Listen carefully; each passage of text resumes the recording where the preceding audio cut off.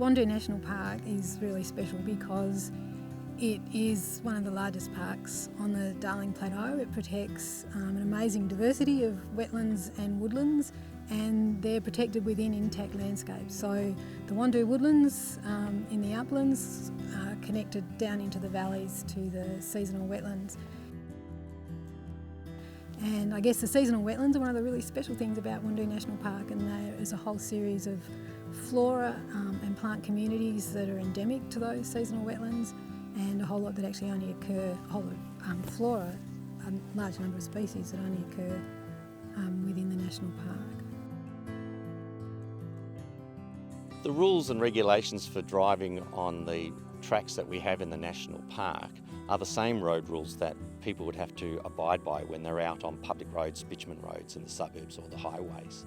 So they must have a vehicle that's registered and roadworthy, and they must stick to the tracks, the designated national park tracks.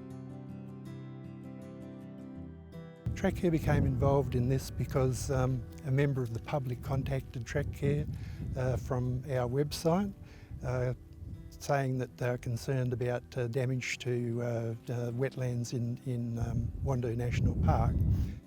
We went down with Track Care and the department to assess some wetland areas and just to see what we could do to assist. Where could industry play a part in this?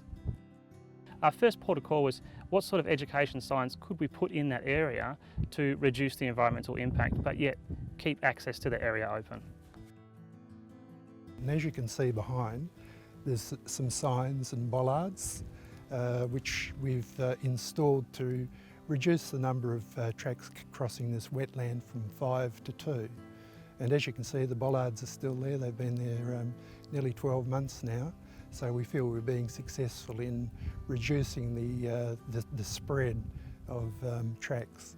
We have signs here, like you see on this clay pan, which are trying to let people know that leaving the track and driving and being tempted to drive onto this clay pan is only going to degrade the clay pan, and to let them also know that the clay pan is actually an environmentally sensitive area. It has high conservation values.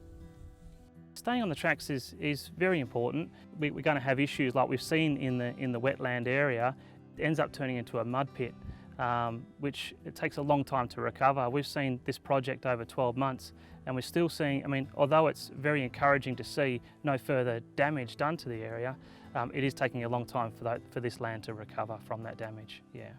I guess some of the best advice you give people in terms of protecting this area and protecting the flora and plant communities within Wandoo National Park is to come out here in spring and see what a fabulous place it is. The flowering in the seasonal wetlands is truly amazing in late spring, and probably the Wandoo woodlands earlier in the spring, and just come out here and actually enjoy it and stay on the tracks.